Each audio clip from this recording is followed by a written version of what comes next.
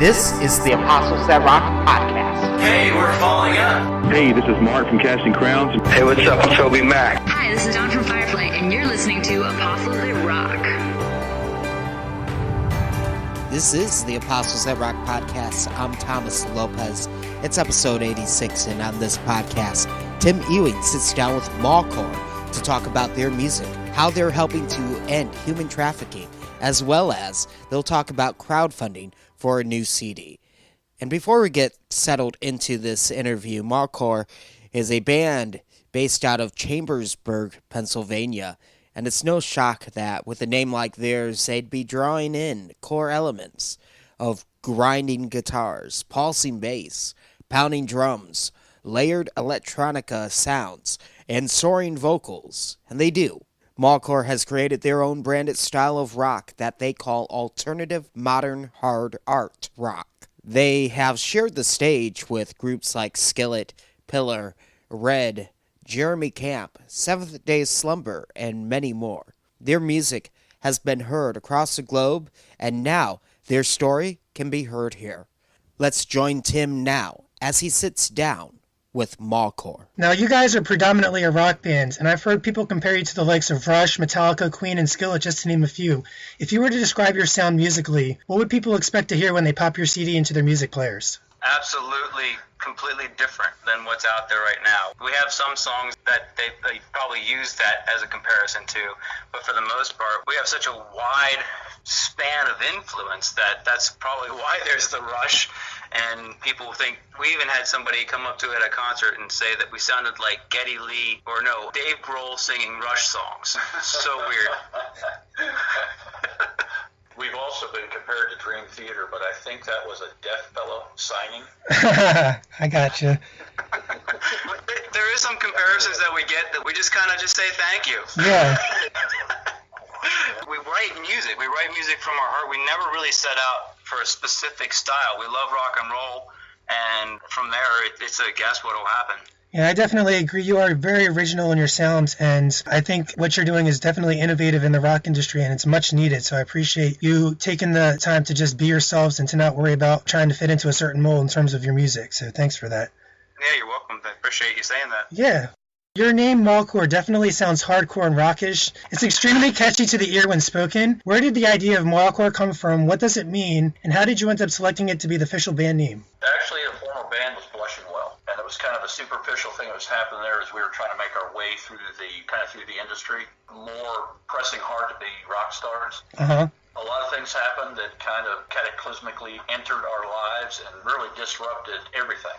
All of our creativity kind of came to a screeching halt, but at that time, with the reforming of everything, we actually were kind of going through scripture and looking at Hebrew words. And the Hebrew word Mawcore is Marcore, and it means the wellspring. And it's prophetically used several times to talk about the Messiah. And the wellspring seemed to really kind of meet what was happening in our lives, because we were wanting to not only communicate with each other at a deeper level, but also be able to reach people at a deeper level rather than just, hey, how's Philadelphia today? Right. Mawcore is Hebrew for wellspring.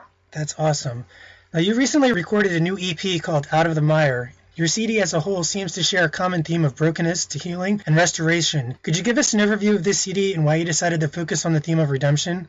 That does stem back to what we were going through as Blushing Well and the devastation that happened there.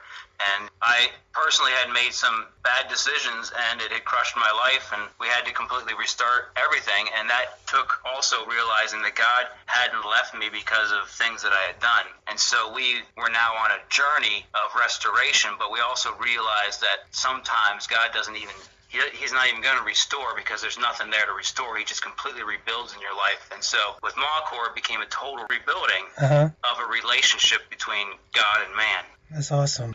Yeah, so you have, there's an ongoing theme all the way around, which we're actually getting ready to release what it originated as, and that was Mudman. And So you see, the first EP was Where Breaking Begins, the second EP was Pride Falls Away, and the third EP was Out of the Mire. But it's a part of a total project called Mudman, and that is the total breaking of the man where he realizes that he is completely and totally dependent on a God to reshape him. So we're made out of the dust, so I saw that image of us as we're crying and breaking, we're pouring over our own body, it's turning into mud on the ground, and God reaching down and reshaping us out of that mess that has fallen to the ground. That was my next question. I had written in my notes, the most intriguing song out of the CD for me has to be the song Mudman. And the video opened up with a quote from Steve Myers that says, "Life is 10% what happens to you and 90% how you react." There's then a story of a head-on collision and how miraculously everyone survived despite broken bones, brain bleeds, and other injuries. The video continues to show how life has a funny way of dragging us down and weighing us with the burdens that seem overwhelming to the point where you call yourself Mudman. The idea was, can you talk about this concept and the story behind the music video and the song?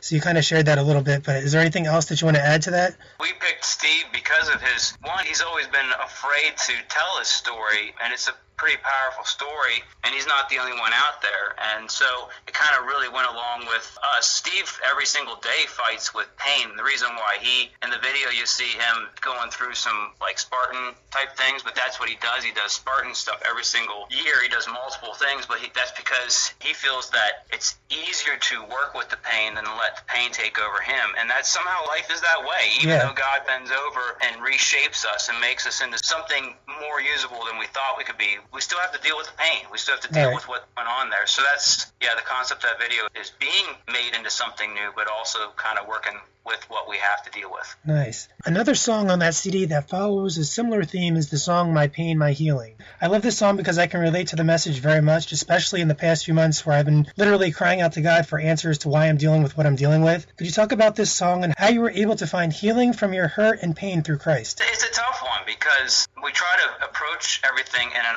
art form and not try to go too detailed, because we want people to be able to relate to their own situation and realize that God he's not left us, and he's not going to leave us, and just because things aren't good doesn't mean that he's not good.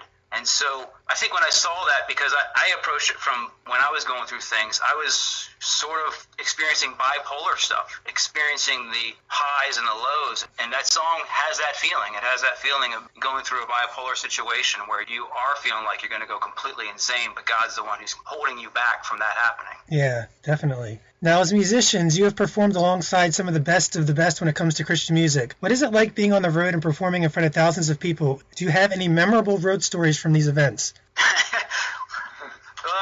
I think the most memorable one would be Cornerstone. A 16-hour trip turned into a 24-hour trip. That would be the most memorable one, because at that time we were almost all family except for one poor innocent victim who was our drummer at that time. But when we'd ask people who was the oddball in the band, it was me. I was the family member, so he always got picked as the family member. I got picked as the oddball. It never made any sense. But for 24 hours, the bus that we were in, the windshield wipers wouldn't work. So we went to a truck stop to try to get them to work on them. They couldn't fix them after 4 hours of working on them. We got on the road, and it was just one thing after another. Got to Cornerstone, and they didn't even have us on the list. Oh, no. So we had to find somebody who could confirm that we were playing. We were an hour away from our set time, and they didn't even have a way of getting our stuff to the stage, and our bus was too big to make it down the lane. Wow. Somebody came up with a pickup truck, got us on stage, we played, and before we knew it, we were done. Wow. So 24 hours to play 35 minutes. Did you guys have fun at least doing it? We always had fun. You look back over it and you look at all the fun. It's not easy. There's nothing about it easy. It's the most insane profession that anyone could ever get into. Right. Well, piggybacking on that last question, your manager Rob mentioned that you are currently planning a huge tour that he's calling the Christian Warp Tour. Can you talk about this event and who you'll be partnering with for it? Honestly, don't know. He's working on it with another guy, and we won't be on the whole thing. He's hoping to get us on some of it because of the way our lives are with family and stuff. We don't tour anymore. Okay. We call ourselves weekend warriors. We spend a lot of time just focusing on that so we can be around family, because we don't want to lose them. Right. That's important. Family always comes first. We changed the way we do things all the way around, and so Rob's going to do a big tour across the country. He's working on it with a record label and with his bands, and he's going to try to get the young ones, the ones that are just out of high school, that can go out and do the tour. So they'll be the main bands on the tour, and then the other ones will just come along for the ride when they can. Awesome. Now, one of the coolest things about your ministry is your partnership with a charity called Helping Hands, which is an organization that helps bring children out of sex trafficking and brings them back to their homes. Could you talk about this organization and how you came to partner with them? We weren't really looking for it. My wife is in a business. That's their main focus, is they exist as a business to help charities. When we went to this conference, we were just blown away by what was presented to us. It is unbelievable numbers. 300,000 children in America alone go missing every year. Wow. And this group of people, Helping Hands, with the help of Rafa House, they work all over the world. And then they have the Operation Underground that they go in and risk their lives because they're basically going behind enemy lines, going into places where kids have been taken into all kinds of things, even organ harvesting. Wow. And so they try to do their best to get as many kids back as they can, but it's a big fight. And so it takes a lot of money. They are, not to get political, part of the reason why there's a fight for a border wall in America, because they see so many children disappearing into other countries. Right. So if people want to blame our president, that's fine, but they're right in the heart of it all. And even the band Remedy Drive, I don't know if you're aware of them. They're pretty big. They're doing the same thing. They're working with a different organization. They work with Rafa House as well. So it's becoming a thing. We're really trying to change the world $1 at a time. Yeah. Because that's all we can do at the moment. And I think it's great that you're bringing awareness to it, because not many people realize how many kids go missing every year and how big of a deal this really is. It's a big deal, yeah. Even in Ohio alone last year, they uncovered a underground storage container where they had 300 children stored in there to be used for truck drivers. Wow, that's crazy. Yeah. It's also very scary because that's really close to home for a lot of people. Yes, it is. Well, transitioning back to your music, one of my favorite things that I love is when a band does covers. And recently you were very ambitious and tackled the iconic Beatles' Eleanor Rigsby, putting your own Mawcore spin on the legendary song. Could you share your thoughts on why you covered this song, and are there other covers that are coming in the future? You know, first of all, we've always had something that's been inside of us where we respect other people's music, and we don't just do covers because you either have to do it so that you are identical or you have to complement it. So we've kind of steered away from doing covers forever. Josh had the thought of, why don't we do a cover that kind of means something to us? And so when we sat down and talked about it, it was interesting how we kind of talk about the story of a lady who was picking up rice from weddings that never happened. She was probably never married. A young priest or an old priest, however you want to put it, that never had a wedding but was always practicing for it. So they were probably in a little cahoots there trying to work the ceremonies. The big thing about it was there's two questions in that song that when you are in Christ, you know the answer. Where do all these lonely people come from, and where do they belong? Right. We know who they belong to. Absolutely. It was just to kind of maybe bring a little thought back to that thing. Some of the images are lonely people that are just not even noticed. Shame on a world filled with radical Christians who find it real easy to walk by a little fella covered up with his blanket and a little thing of meat that he was given from a restaurant that he put over top of a manhole cover because it was warm air coming out of it to try to keep it warm. Right. It's a wild world. I'm glad that you guys recorded it because I think you did a fantastic job of covering it. Really appreciate that. Thank you. Now, we've been serious up to this point, but I thought we'd take a break and do a segment that I call Off the Cuff. What's going to happen is I'm going to ask you a couple random questions, and I want you to share with me the first thing that pops into your head. You guys ready? Okay. All right, here's the first one. Who's the greatest guitar player of all time? Mark Tremonti. What's Roy's last name? Robert Morrison? No. Elvis Presley? No, Roy Clark. What's the friendliest and most welcoming state in the United States you've performed for? West Virginia. Of course, they didn't let us go, but they welcomed us. They're all wonderful. Yeah, they're all wonderful. If you had 3 wishes for your band, what would they be and why? To be able to do this full time, but it'd have to be able to afford our families. To be able to be better musicians. Which could work if we were doing it full time. Okay. What's the third one? I thought it was there. I said 2. Oh, 2? Yeah.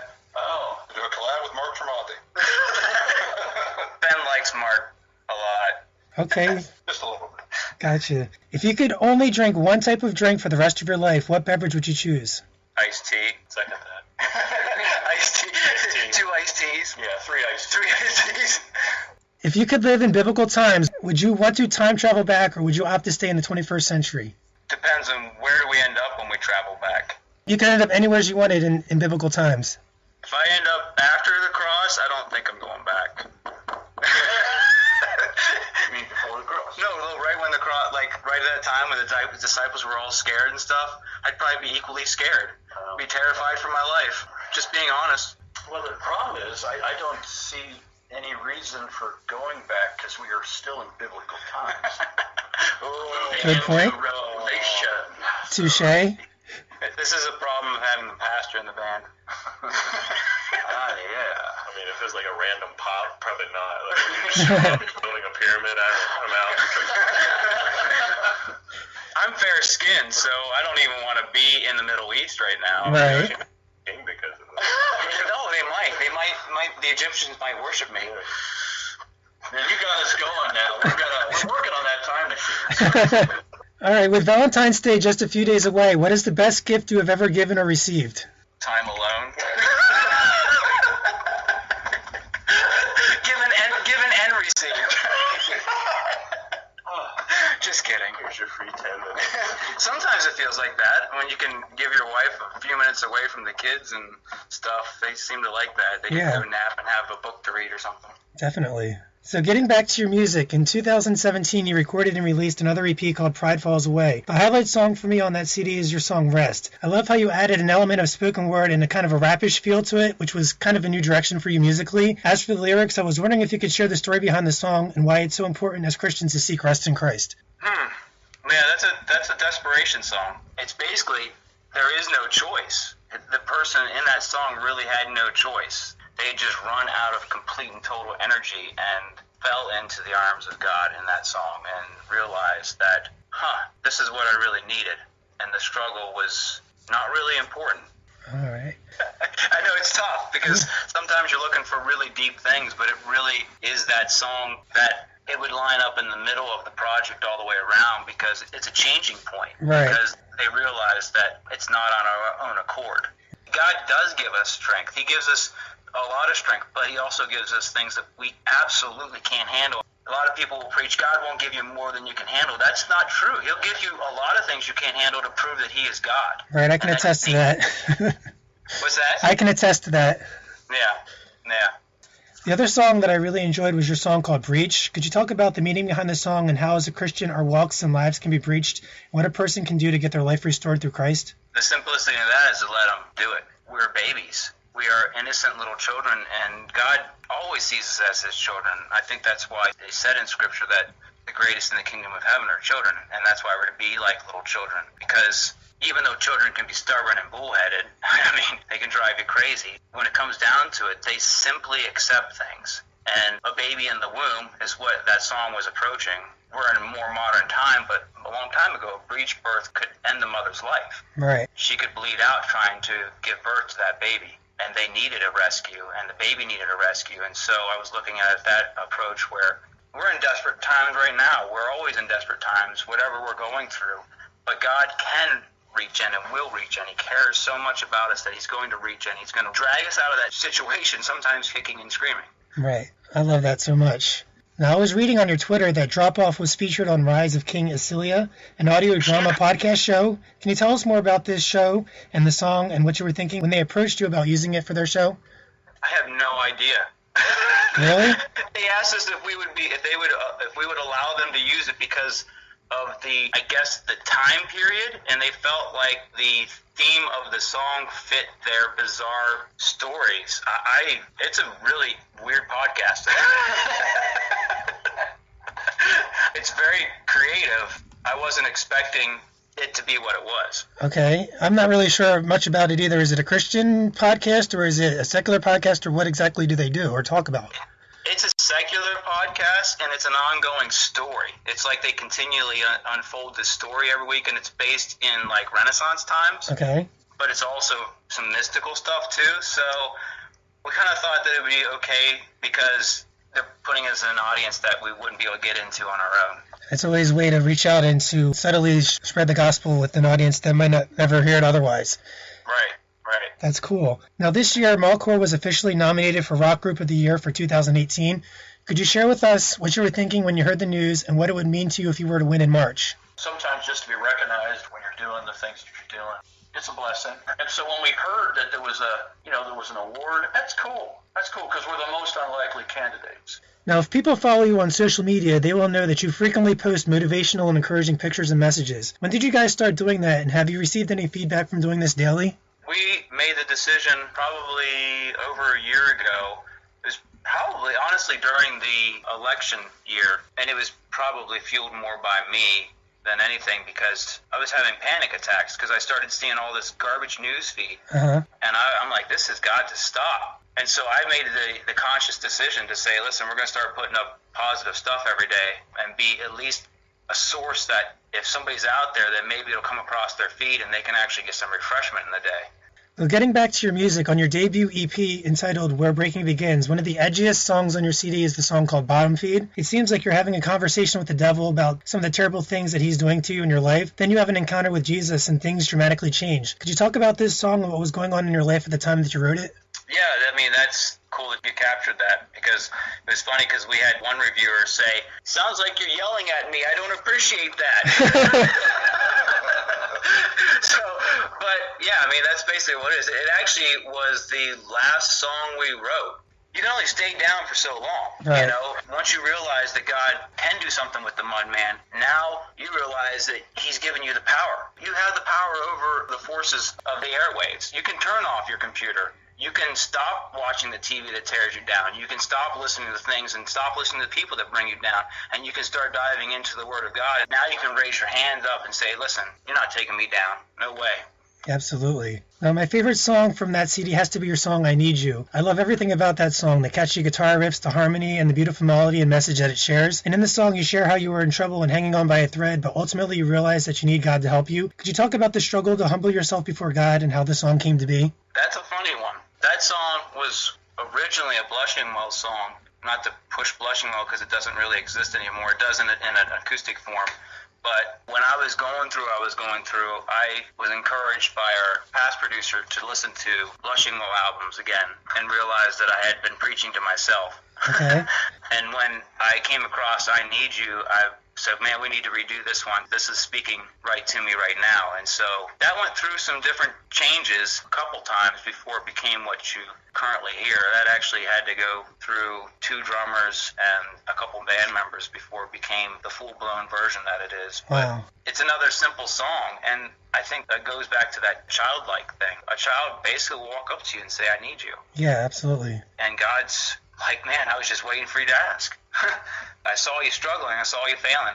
I just wanted you to ask. That's all. All right. Now, getting back to the present, let's talk about your new crowdfunder. You're currently raising money to record your full-length CD that you said is going to be titled Mudman in Nashville with some pretty big-name producers. Could you share some insight to what people might expect to hear on this new CD, who you're working with in Nashville, and how people can help you reach your goal? The crowdfund is actually in 3 phases. Mudman is going to be a part of it. We want to reissue that the way it was supposed to be reissued, and we actually have 2 songs currently being worked on already. The bottom feed is actually being rehashed and redone, and that'll be included on there. So the goal is to at least the first level is to get to the point where we can release that. The second point is to get to where we can actually get to Nashville, because right now, honestly, it's in God's hands.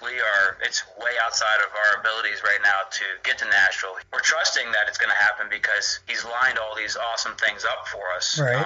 When God opens doors, he provides a way. So that's why we're doing it, because we have the producers, we have the engineers that are there. They've done their best to give us the best rates they can, friend discounts basically, but they're very busy people. So it's a matter of, if we get to that second level, then it's a matter of contacting them and then setting up time to get down there and get it done all in one shot. So that'll be a second album right there. And then if we get to the third phase, there'll be some other cool things we're able to accomplish all the way around. So we're trusting God. God knows exactly what we need.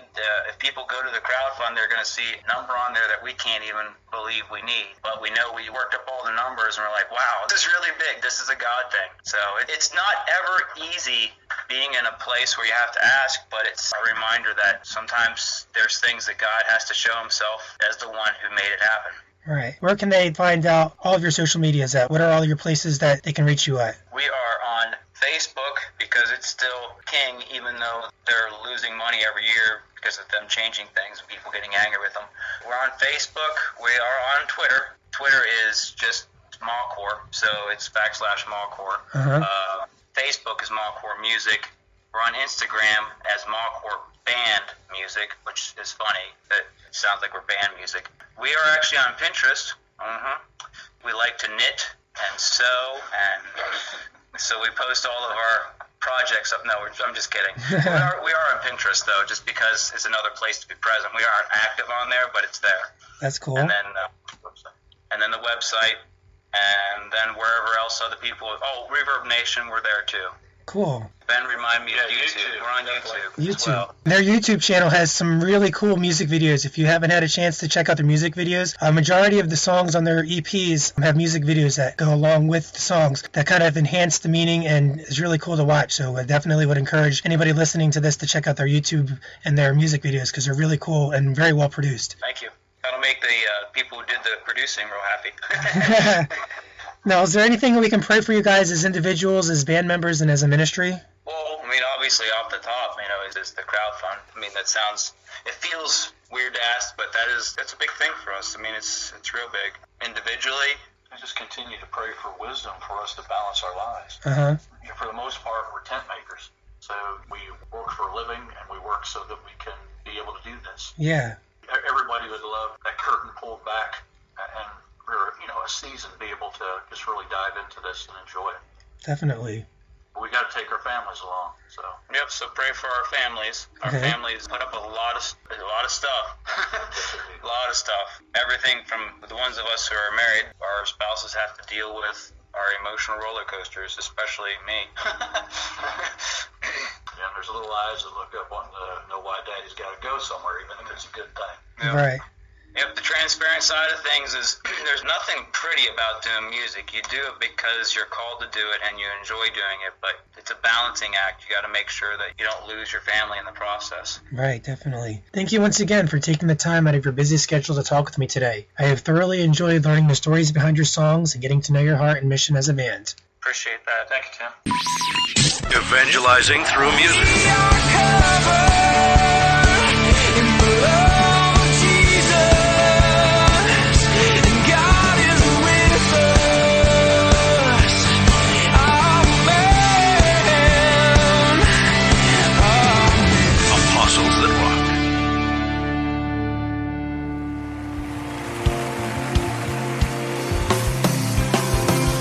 If you love what you hear, consider supporting the work of this podcast. Your giving goes a long way to reach people for Christ. Click donate at apostles@rockradio.com, where you can also head to our news page to follow what's happening in Christian music. And as always, we have some free downloads as a way of saying thanks for supporting what we do. That's going to do it for this podcast. Join us back here next time for more Apostles That Rock.